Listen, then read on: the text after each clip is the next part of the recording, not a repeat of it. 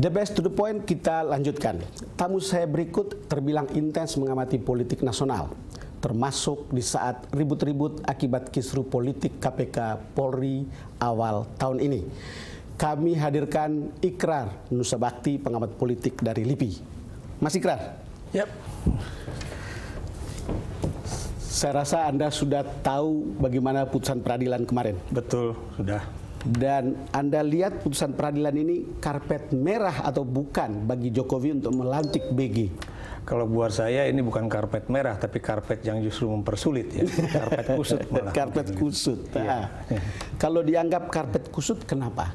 Begini, karena kan kita tahu ya, sebetulnya presiden kan bisa saja melantik atau menarik kembali nama Budi Gunawan ya, tanpa kemudian menunggu hasil sidang pra-peradilan. Kenapa demikian? Kan seorang presiden kan memiliki hak prerogatif untuk itu, dan kemudian juga kan dia juga bisa saja mengambil atau mengeksekut satu kebijakan tanpa harus meminjam tangan orang lain, baik itu pembentukan tim 9 ataupun pembentukan apa namanya itu atau ada menunggu hasil pra-peradilan semacam itu. Tapi kan begini Mas Ikrar, sekarang putusan pra-peradilan yang sekarang diribut oleh banyak orang kan ternyata permohonan BG itu kan dikabulkan. Artinya BG tidak lagi tersangka secara yuridis. Dan dengan begitu Jokowi dengan mudah bisa memutuskan ini sudah selesai persoalan hukumnya. Boleh dong dilantik, DPR akan happy, KIH akan happy. Lalu kemudian mungkin publik seperti kita yang unhappy gitu. Tapi banyak orang yang mengatakan secara politis selesai dong. Jadi gini, kalau kita perhatikan amar putusan dari Hakim Tunggal Pak Sarpin kemarin, ya, itu kan walaupun kemudian dia itu diterima apa namanya itu permohonannya, tapi kan untuk sebagian, tapi tidak untuk seluruhnya. Betul. Yang untuk sebagian itu maksud saya dia memang tidak bisa menjadi tersangka oleh KPK, tapi kan itu tidak menafikan apakah beliau itu menjadi tersangka atau tidak dalam kasus korupsi. Cuma persoalannya kan apakah KPK itu berhak untuk kemudian menjadikan dia tersangka atau tidak menjadi tersangka, kan begitu. Kalau cerita selanjutnya bahwa dia akan menjadi tersangka lagi, itu kan sekuens berikut. Betul. Ya. Yang kemarin itu sudah jelas, tapi untuk mengatakan secara substansial penetapan BG sebagai tersangka itu tidak sah. Kan sudah jadi, ini secara yuridis ya. Betul. Saya ingin dapat gambaran secara politisnya dari itu Mas Ikrar. Jadi begini ya, kita sudah tahu bahwa persoalan ini memang sudah cukup panjang ya, hampir 1 bulan bahkan lebih dari 1 bulan ya. Kalau kita hitung dari pengajuan tanggal nama itu, 9. Betul, tanggal 9 Januari. Januari persisnya. Dan kemarin diputuskan pada tanggal 16 Januari. Betul. Ya. Itu berarti ada 1 bulan 1 bulan hari. Seminggu. Ya, 1 bulan 6 seminggu. bulan, 1 bulan 6 hari atau 1 bulan 7 hari. Jadi itu yang kemudian apa namanya itu, ini yang kita tahu perkembangan hukumnya juga terjadi, tapi perkembangan politiknya juga terjadi. Dan Anda juga tahu ya, di dalam suatu situasi ini ya, itu apa namanya itu timbul pro kontra dalam kaitannya antara KPK dengan Polri. Selain itu, kita juga tahu bahwa perkembangan yang terjadi itu jauh lebih buruk dibandingkan yang kita duga. Perkembangannya jauh lebih buruk secara saya beri politis contoh, ya. Iya, saya beri contoh misalnya ketidakpercayaan masyarakat itu semakin besar ya, baik terhadap pemerintahan Jokowi, khususnya Presiden Jokowi itu sendiri, maupun terhadap apa namanya itu Polri itu sendiri. Ini saya ingin satu hal kita yang lebih ringan Mas. Ini tadi tadi malam itu beredar WhatsApp kemana-mana kan. Betul. Cerita tentang setelah ditetapkan bahwa pra-peradilan menetapkan permohonan dikabulkan. Coba BG menemui Jokowi di Istana Bogor melaporkan keputusan hasil sidang pra-peradilan. BG, jadi kapan saya dilantik Pak? Jokowi jawab, loh kata Hakim Sarpin, Anda ini bukan penegak hukum dan bukan penyelenggara negara. Lah bagaimana bisa jadi Kapolri? Justru itu, ini salah satu contoh betapa carelessnya atau apa ya, apakah ini memang ini persoalan bahwa beliau tidak mengetahui undang-undang Polri itu sendiri, karena kita tahu kalau kita baca Undang-Undang Nomor 2 tahun 2002 itu jelas-jelas yang namanya polisi itu adalah memiliki fungsi dan peran itu melindungi kemudian dan macam-macam itu. Nah, tapi ini kalau menurut saya itu kan cuma menjadi satu joke yang kemudian muncul kemarin siang atau kemarin sore. Tapi joke yang lain juga kalau gitu ini akan terjadi suatu pembangkangan publik di mana orang kemudian. Mas, kita break sebentar, kita akan lanjutkan setelah ini. Pemirsa, kami akan segera kembali, kita jeda sejenak. Masih bersama saya dan Ikrar Nusa Bakti dalam DBS To The Point. Kita dengar apa yang dijanjikan oleh Jokowi sebelumnya, Mas. Sehingga bisa kita tahu bagaimana sikap politik Jokowi terhadap kasus ini. Karena ada yang bilang lamban, ada yang bilang seperti apa gitu, banyak kritik gitu. Coba kita lihat, dengar. Semuanya minggu depan. Pak, soal yang ini Pak, pengen tahu. Saya selesaikan semuanya minggu depan. Pak, izin. Secepatnya. Prosesnya sebetulnya sudah berjalan, tetapi saya akan sampaikan statement resminya secepatnya. Tapi belum saat ini. Besok ada pengumuman ya Pak? Besok ada pengumuman Pak? Besok ada pengumuman. Secepatnya lah, Secepatnya ya Pak? Ya, secepat-cepatnya. Pak, pengumumannya Jakarta atau Solo Pak? Jakarta apa Solo Pak diumumin ya Pak? Pak Presiden, berarti PJ udah pasti nggak dilantik Pak?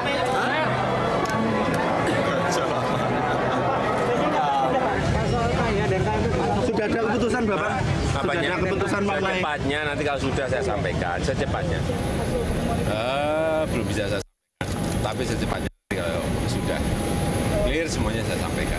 Mas, secepatnya kalau kita ikuti cara Jokowi menjelaskan dan langkah-langkahnya, mestinya sudah selesai karena pra-peradilan sudah memutuskan BG tidak tersangka lagi. Betul. Jadi itu yang kemudian menjadi satu persoalan ya, karena beliau mengatakan sebelumnya kan pekan depan. Betul. Ternyata hari Jumat itu tidak selesai pra-peradilannya kan, akhirnya mundur satu hari Senin kan. Dan kita tahu hasil di pra-peradilan itu sendiri mencengangkan banyak orang ya, atau mengagetkan banyak orang ya. Dan kita juga tahu akibatnya ini menjadi suatu bola panas juga buat Jokowi. Ini bola panas betul buat Jokowi memang betul. Kenapa demikian? Karena kalau kemudian dia tangkap dan kemudian itu dia pegang, itu kemudian akan menimbulkan satu konsekuensi politik yang boleh dikatakan cukup berat. Tapi kemudian kalau kemudian dia lepas, itu juga menimbulkan konsekuensi politik juga. Cuma persoalannya sekarang mana yang kira-kira keputusan harus diambil oleh seorang presiden. Keputusan harus diambil oleh seorang presiden. Apa yang Anda rekomendasikan sebagai analis politik? Kalau buat saya lagi-lagi ambillah satu keputusan yang kira-kira itu mudaratnya jauh lebih kecil dibandingkan dengan manfaatnya. Menurut saya bisa ada dua opsi. Satu, meminta BG untuk mundur dan kemudian menetapkan nama lain. Kalau kedua, kalau memang BG tidak mau mundur, ya kemudian dia membuat satu alasan yang kira-kira bisa menyebabkan alasan itu bisa mendukung. Itu kan pada BG, Mas. Tetapi ini kan keputusan seorang Jokowi yang saya minta, yang ini yang tadi saya katakan, Presiden bisa saja meminta BG untuk mundur. Dan kalau kemudian ternyata dia tidak mau mundur, dia memutuskan yang opsi yang kedua itu, yaitu menarik nama BG dengan konsekuensi politik yang tidak akan pernah dilantik. Betul. Kenapa demikian? Karena kita tahu bahwa ini juga bukan persoalan hukum, ini bukan persoalan teras mata, tapi ini juga persoalan keamanan kita, persoalan juga hubungan antar lembaga. Mas, gitu. Saya mendengar banyak suara pengamat politik dan LSM mengatakan begitu. Tapi kalau kita ke lapangan itu tidak mudah bagi seorang politisi, karena membuat DPR akan unhappy dan bahkan itu bisa menjadi pintu baru untuk mempersoalkan seorang Jokowi yang tidak comply dengan keputusannya. Itu pernyataan Bang Don juga mesti dicari pembenarannya juga. Kenapa demikian? Kalau kita perhatikan pernyataan dari koalisi Merah Putih, itu mereka sudah akan menerima apapun kebijakan presiden yang akan diambil. Partai Golkar itu melalui juru bicaranya juga sudah Tantowi Yahya juga mengatakan hal yang sama. Apapun keputusan presiden akan kami terima. PDIP juga melakukan hal yang sama belakangan ini ya, bahwa apapun keputusan presiden akan kami dukung. Mas, yang di lapangan tidak seperti itu. Kadang-kadang statementnya seperti itu sekarang, tapi begitu keputusan diambil, misalnya tidak melantik nih, hingar-bingarnya lebih riuh. Menurut saya tinggal pilih apakah misalnya kalau melantik BG itu semuanya akan selesai dalam waktu cepat dan kemudian tidak ada konsekuensi hukum, konsekuensi yang lain-lain termasuk juga kaitannya dengan ekonomi dan sebagainya, ataukah kemudian menarik nama itu dan kemudian menetapkan nama yang lain. Kenapa demikian? Karena biar bagaimanapun dia harus berpacu dengan waktu. Betul. Karena urusan BG ini itu telah menjadikan seolah-olah pemerintah Republik Indonesia itu benar-benar tidak ada presidennya. Jadi itu yang menjadi intinya satu begini persoalan. Mas, kalau tadi Anda bilang ini bukan karpet merah pada awalnya, jadi karpet kusut. Betul. Mungkin juga ini pil yang lebih pahit. Iya, pil yang lebih pahit, tapi Anda tahu kalau pil ini bukan misalnya memabukkan dia atau membunuh dia, itu kan akan jauh lebih baik, karena pil pahit itu kan bisa saja menjadi obat yang boleh dikatakan mujarab, bukan cuma bagi dirinya, bukan cuma bagi nama baik dia, bukan cuma bagi negara ini, tapi juga bagi bagaimana masa depan Indonesia yang akan datang ya. Kenapa demikian? Karena Anda tahu ini bukan cuma persoalan tadi saya katakan KPK dan Polri semata, tapi ini juga persoalan mengenai bagaimana nawacita dia tentang penegakan hukum dalam kasus-kasus korupsi. Kalau kita ikuti jalan pikiran Jokowi ketika sampaikan telepon ke Buya Safi Ma'arif, kan kita bisa lihat bahwa sebetulnya kecenderungannya itu tidak akan melantik. Betul. Cuman ketika ada keputusan pra-peradilan yang hingar-bingar ini, di situ yang kemudian kita akan uji apakah Presiden Jokowi itu masih memiliki satu ketegasan di dalam mengambil keputusan, ataukah kemudian dia bisa terombang-ambing oleh keputusan-keputusan baik itu kita yang betul-betul ingin pengadilan ataupun dalam kita betul-betul ingin politik. Seorang presiden dan kepala negara hadir ya. Betul. Jadi bukan cuma hadir, tapi dia adalah seorang presiden yang benar-benar decisif, yang kemudian bisa mengambil keputusan yang final, yang kemudian ini menjadikan Indonesia lebih baik lagi. Mas Ikrar, kita akan lanjutkan perbincangan kita setelah ini. Pemirsa, kami akan jeda sejenak dan kami akan segera kembali. Masih bersama saya dan Ikrar Nusa Bakti dalam DBS To The Point. Mas Ikrar, memilih atau melantik BG memang buah si malakama sebetulnya. Itu berat. Tetapi kan ceritanya kalau dia bukan jadi tidak tersangka lagi, sebetulnya legal untuk dilantik. Tapi belum tentu legitimate. Betul. Problem pokoknya adalah bahwa dilantik bau rekening gendut itu tetap akan menyertainya. Dalam pengertian begini, ini seperti orang buang angin. Mungkin dia tidak buang angin, tapi baunya tetap terasa. Komentar Anda. Jadi gini, pra-peradilan kemarin itu kan tidak menghapus apakah terjadi korupsi atau tidak korupsi. Ini kan cuma persoalan dia itu menyalahkan KPK yang kemudian menjadikan dia menjadi tersangka. Betul. Dan juga proses-proses hukumnya dan sebagainya ya. Tapi apakah dia koruptor atau tidak koruptor itu masih debatable kan gitu. Nah, kemudian Anda tahu bahwa ini kan akan terkait juga dengan kepercayaan masyarakat ya. Sesuatu yang diputuskan oleh pengadilan memang harus kita terima dengan akal sehat, dengan hati yang lapang. Tapi kita juga harus berani menyatakan ya, bahwa biar bagaimanapun persoalan legitimasi, persoalan akseptabilitas itu menjadi sesuatu yang sangat penting juga. Kenapa demikian? Ini adalah persoalan perasaan. Ya, tapi Mas, Anda kalau ini pilihan, ini antara pilihan politik praktis dan politik yang etis sebetulnya. Betul. Kalau dia mau praktis, senangin DPR, yang sudah menyetujui usulannya mestinya diangkat saja. Sekarang tapi kan persoalannya bahwa walaupun sekarang presiden itu bukan mandataris MPR, tapi di dalam keputusan MPR itu ada mengenai etika bernegara, etika berpolitik ya, etika seorang pejabat. Kalau kemudian seorang pejabat yang dilantik itu ternyata melanggar etika seperti yang diatur di dalam TAP MPR tersebut, itu kemudian menjadi satu pertanyaan besar. Apakah kemudian dia itu dianggap sebagai orang yang kemudian tepat untuk menduduki jabatan sebagai Kapolri? Anda harus ingat bahwa Kapolri itu lagi-lagi dia bukan sebagai pelayan, pengayom, pelindung masyarakat saja, tapi dia juga adalah seorang penegak hukum. Mas, ini yang menjadi satu hal. Ada satu hal lagi ya, kalau kita lihat gambar kemarin ya, bagaimana setelah diputuskan bahwa dia itu tidak dia memenangkan pra-peradilan itu, polisi bersujud, bergembira dan seterusnya. Coba beri tafsir pada gambar-gambar ini. Coba lihat, mari kita lihat. Ya. Nah. ini gambar setelah pengadilan Sarpin memutuskan tidak sahnya dimenangkannya permohonan BG dalam pra peradilan. Ya, ini kan terjadi di luar pengadilan. Itu ya, betul. Suatu daerah ya. Tapi Anda juga harus lihat foto-foto yang lain juga ya. Bagaimana kemudian provos, kemudian memerintahkan anggota polisi itu sujud ya. Kemudian bagaimana sujudnya itu juga ada yang sambil senyum-senyum ya. Itu menunjukkan betapa apa yang mereka lakukan bisa saja ini adalah bagian dari esprit de corps ya. Sebagai satu korps kepolisian, anggota kepolisian negara, itu mau tidak mau mereka memiliki suatu semangat jiwa korsa. Tapi gini Mas, gitu. Ini kan kita agak susah memisahkan ya. Ini kalau saya sebagai wartawan boleh menafsirkan. Boleh. Ini sebetulnya adalah politisasi dari soal personal yang dibawa ke institusi. Betul. Itu terjadi di kepolisian juga di KPK sebetulnya. Kalau kita baca ini apa? Ya, secara politis. Itu lagi-lagi ini menunjukkan satu adalah perayaan kemenangan bagi institusi Polri ya, walaupun itu cuma kemenangan bagi BG ya. Dan kemudian ini juga menunjukkan bahwa mereka itu sekarang sedang berada di atas angin dibandingkan dengan KPK. Di atas angin. Betul, tapi Anda juga harus lihat bahwa yang kita harus selamatkan itu bukan Budi Gunawan, bukan Abraham Samad ya, tapi adalah institusi KPK dan institusi Polri itu sendiri. Saya ingin menekankan apa yang Mas Ikrar katakan, di atas angin. Betul. Karena apa yang terjadi mungkin karena sudah di atas angin, maka banyak sekali yang akan diseret.